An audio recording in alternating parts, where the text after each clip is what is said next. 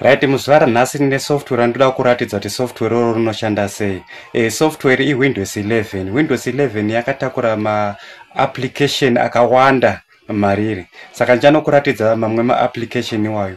Saka kurati panapa ndichakuratidza kuti unopartitiona sei mushini wako, hard drive rako unoripartitiona sei, unoinstalla sei new Windows mumushini mako tomboti Windows yako inenge yacrasha, unoinstalla sei new Windows. Zvese izvo zvinchaenda kunodi kunokuratidza kuti unozviita sei. Saka panapa tiri kuona tiso ne flash randakabata iri. Muflash mundu mune Windows yacho, Windows ine ma application akawanda ekuti unokwanisa kubvisa ma password pamushini, password yaunosingazivi unokwanisa kubvisa uchishandisa futi Windows iyi. Saka zvese zvichaenda unokuratidza kuti unodi unozviita sei. Unokwanisa zvakare kubvisa virus mushini unenge wadi wacrasha. Unokwanisa futi kubvisa ma files ako mushini unenge wacrasha pasina chinorasika. Saka ndichaenda kunokuratidza kuti zvese izvo zvinozviita sei. Panapa tiri kuona ndakabata flash rineri. Saka panapa ndakatodzima mushini wangu. Izvi zvese nozviita mushini wakadzima andite. Saka mushini wangu wakatodzima panapa ndakupfekera flash rangu. Sezvauri kuona panapa izvi andite. Ndapfekera flash andite. Saka chinge tapfekera flash panapa tiri kuona kuti tine ma F9, F1 up to F12 anditi. Saka zvinozosiyana nema machines. Inini wangu mushini unobhutana na F9 anditika. Uchibhutana F9 saka ndinoita on mushini wangu kunoko.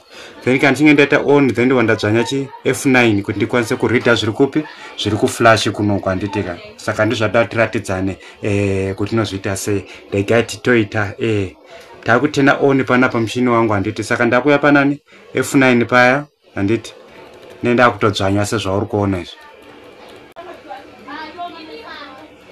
Saka panapa tiri kuona ndiri kutodzvanya F9 wangu sezvauri kuona zvinezvi. Tikaona panapa anditi ndo flash rangu iri. Ndo zviri muflash. Saka tiri kufara kureader zvinhu zviri muflash. Saka ndinouya pa option yakanzi legacy apa nditi kuti ndikwanise kubhuta mushini wangu. Saka panapa kuti ndidzikise ka blue arc anditi ndiri kufara kudzvanya ma arrows aya anditi. Saka panapa ndakudzvanya ma arrows nchidzika kuti blue yangu inonangana nepa option pandiri kuda. Kana chinge ndanangana kudai so then ndobva ndadzvanya enter. Kana ndikadzvanya enter anditi chapiwa option yekuti ndipress N key. Sezvauri kuona izvi guys, then ndakutongodzvanya N key anditi. Nenda kutobhuta sezvauri kuona. N key yaunenge wangotodzvanya unenge wakutopinda muSystem. Sezvauri kuona panapa takutopinda kuma option atula kuti tinoratidzana kuti kune kwakamira sei.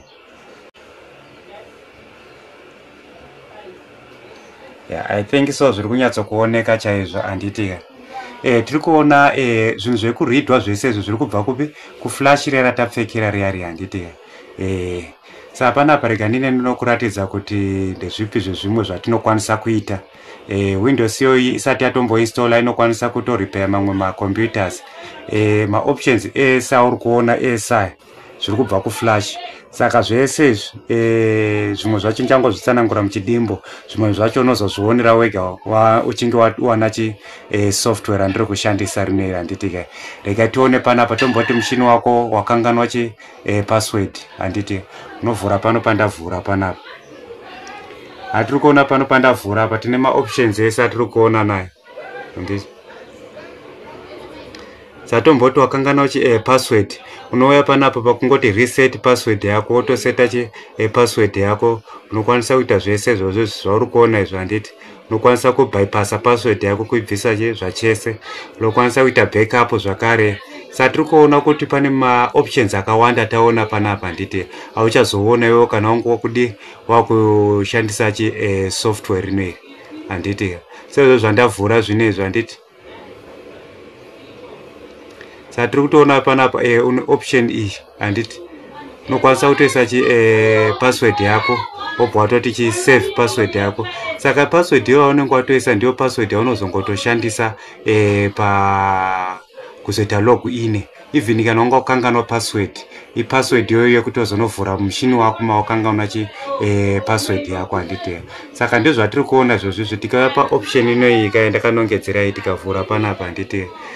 Unokwanisa futi kuita reset. Sa reset ndeyekutobvisa password yacho iri pamushini zvachese zvokuti mushini wako unopinda usina password handiti.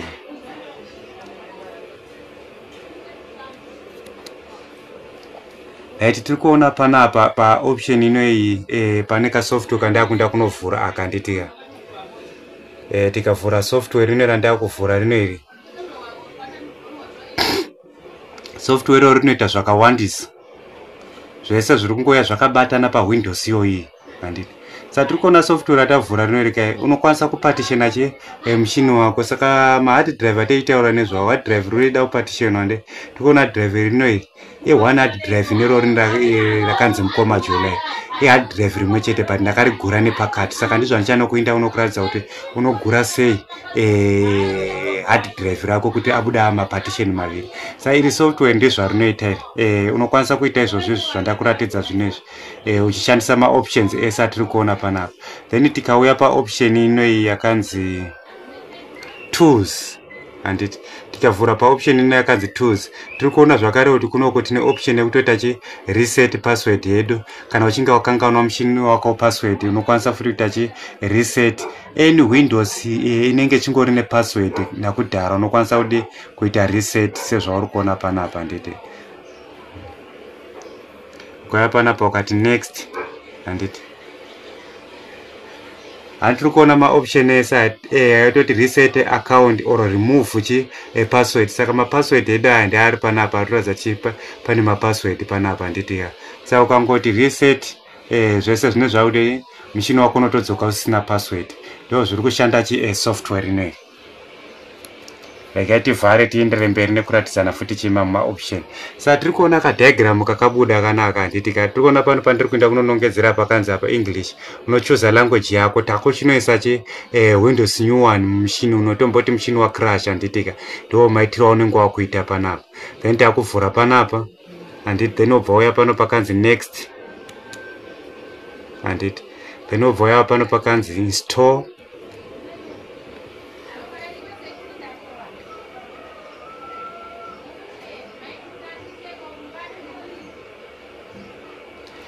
Tiri kuona panapa taburitsirwa maoption ese ana handiti. Windows inoita zvakawandisa. Reka nditsanangure zvakare panapa muchidimbo. Unokwanisa kuinstalla uchiisa neDefender handiti. Windows plus Defender unokwanisa kuita zvakare. Saka kureva kuti kune vamwe vese vanoita zvemusic nechichi ndio option yamunoshandisa ini kuti paunova kuzopfekera maflash ako mushini wako unenge wakaprotectwa usingacharohwi nevirus. Saka kune vaya vanoita flashing tiri kuona option yakanzi Windows 11 Pro inoyi. Saka ndiyo Windows yaunonoshandisa iyo inoyi handiti. Ndo zvimwe chete nepanapa zvatangotsanangura pamusoro handiti. Saka Windows inoyi inokubatsira kuti unonopinza mushini wako Windows yako isina virus, isina Windows Defender handiti. Kureva kuti Windows Defender inogona sokuvhiringidza pakuflasha mamachines ako. Saka tikauya panapa tikati next. Then tobva tauya panapa handiti. Totika kabox aka handiti. Then tobva tati next. Tobva tauya pano pazasi apa. Since tinoda kuisa new Windows inobva uya pano pakanzi customer install handiti. Then tobva tavhura pana. Saka tiri kuona panapa tane nemaoption ese atakuona mahard drive edu aisa handiti.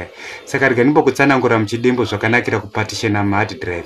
Ukapartition hard drive rako handiti hauzomborohwi hauzomborasikirwi nemafiles ako akakosha panguva imwe chete. Saka tiri kuona kunoko handiti wakanzi Mkoma Jola kunoko. Ndakatopartitiona kudhara handiti. Kureva kuti kupartitiona kwandakatoita zvese zvandichaita hazvisi kuzombovhiringidzwa. Zvinhu zvangu zvese zviri kunoko hazvirasiki. Ndinoya ndongodhila kuno kwandoda kuisa Windows yangu handiti. Saka tomboti urikuda kupartitiona mushini wako kuti ugure hard drive. Saka tiri kuona panapa hard drive ndakanongedzera pane 197 gig handiti. Saka ndinouya pano pakanzi delete then ndoclicka delete wangu, then ndobva ndati okay. Satiri kuti partition epapa tigure partition irori handiti. Satiri kuona panapa tato-delete unallocated space handiti ya. Saka unobva uya panapa pakanzi new handiti. Satiri kuda kudivide ya 197 idzodzo handiti. Saka ndakudelete panapa handiti ka. Then ndobva tati 50. Saka kureva kuti 51 ndidzatapartitiona kubva mu 197 gig. Then ndobva tati apply. Tiri kuona zvataita panapa izvi zviri kunyatsokuoneka. Ndatogura hard drive rangu rakutooneka kuti panapa ane 51 gig, panapa ane ne 146 handiti. Ndo zvatinoita kana tichida kudi kugura mapartition edu sezvo zvauri kuona zvinezvi handiti ka. Right. Tomboti waona rakapartitionwa uda kudi kubvanganyura mapartition wayaya. Then unobva uya papa paoption yobva wati delete handiti. Saona pata delete apa rabva radzokera futi paoption paya paranga riri paya handiti ka. Kana uchinge radzokera paoption papa handiti patiri kuona pakanzi unallocated space handiti ka. Usati waendera mberi unobva uya panapa kuti ubvise unallocated space kuti rigozoonekwa rava mukati. Unobva wati new, then unobva wati apply handiti. Saka tiri kuona unallocated space yabva handiti. Then unobva uya pano pakanzi format handiti. Kuti okay. Saka imomo ndimata kuda kunoisa Windows yedu imomo. Saka unoona kuti zvese zvandaita kuno kwakanzi Mkoma Jola kunde kune mafiles angu ese akakosha, hakuna chambobatwa handiti ka. Then ndobva tauya panapa ndakutoti next, ndakutoinstalla new Windows.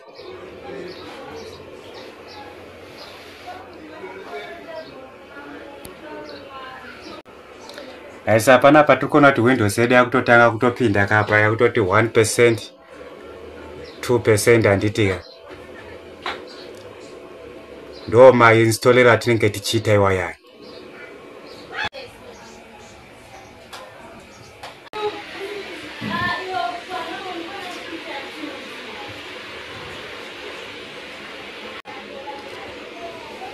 Sezvatiri kuona zvinezvi handiti.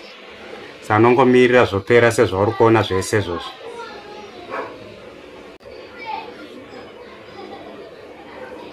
Right, panapa muchini wedu wakunoita restart automatically. Unomirira ubva waita restart wega saizvozvo.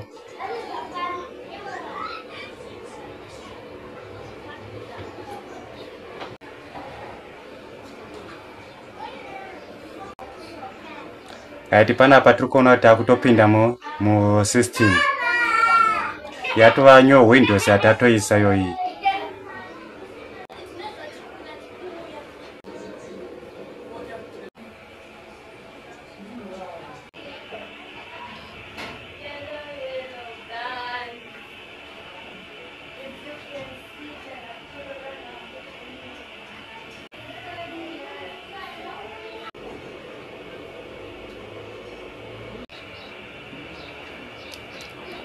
Right, panapa takuchitanga maoptions edu atiratidza. Saka panapo bva choose language handiti. Choose country.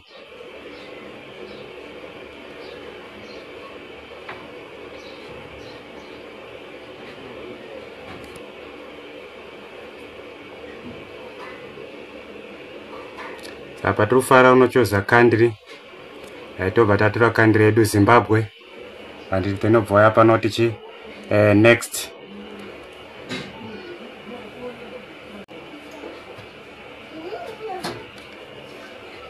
Right, ubva wati yes. Then ubva wati skip.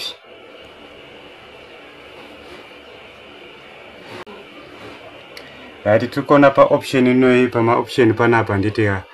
Pari kutaura kuti connecta kupi kuwifi. Iyo usina wifi yacho kuti ungaconnecta handiti ka.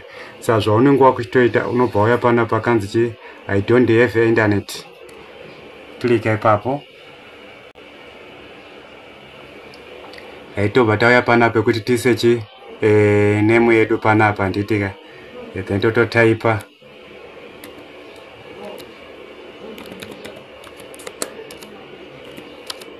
handitika Mkoma Jola sezvauri kuona zvinezvi. Then obva wauya paoption hanzi next.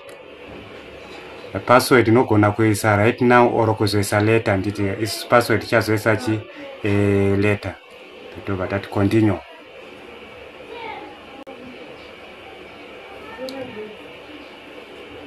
Right, you gonna what next?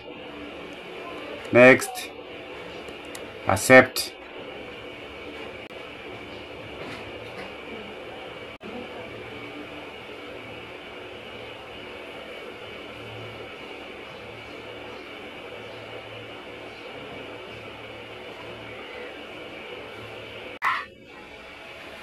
Right, panapa tiri kuona kuti tatopinda mushini medu. Ndio Windows yedu yanga tichitaura nezvayo inei. Handiti Windows 11 handiti. Then tikadzvanya kuti tione vision handiti Windows and R. Handipo buda kabox up. Otaipa 𝗏𝗏𝗏𝗏 like this. And then over ender. Right, tiri kuona panapa Windows 11 yedu vision 24H2 handitika. Saka kureva kuti guys zvinhu zvese zvataita handitika zvabva muflash redu ratakubvisa ratambopfekera riya iri. Zvinhu zvese zvatanga tichiita zviri muflash munomu handitika. Thank you guys nekuona video rineri. Tinoimba matsitsa zvakawandisisa chaizvo. Windows Windows inoita zvakawanda sezvawaona latest Windows. Saka kana muri kuda Windows inoi zvinhu zvitongori simple kundibata paWhatsApp panamba dzangu dzauri kuona dziri pa screen idzodzidzo handitika. Wondibata ipapo then ndokupa link redu tinochiriwana kuWhatsApp ikoko. Kudownloada kunetsi kune vagara vari mugroup. Kungodownloada uchishandisa Telegram. Thank you guys nekuona video rino. Tinoimba manakirwa chaizvo nezvataratidzana zvinezvi. Ticharamba tichiratidzana futi zvimwe zvikuru. Saka tinokukurudzirai kusubscribe uye kuramba muchititevera kuWhatsApp nekuti nhau dzedu zhinji dziri kuwanikwa kuWhatsApp. Saka tinoda kuti musubscribe kuWhatsApp ikoko. Usambotoregere kusubscribe nekuti tiwane simba rikuramba chikuitirai mamwe mavideos. Thank you guys. Goodbye.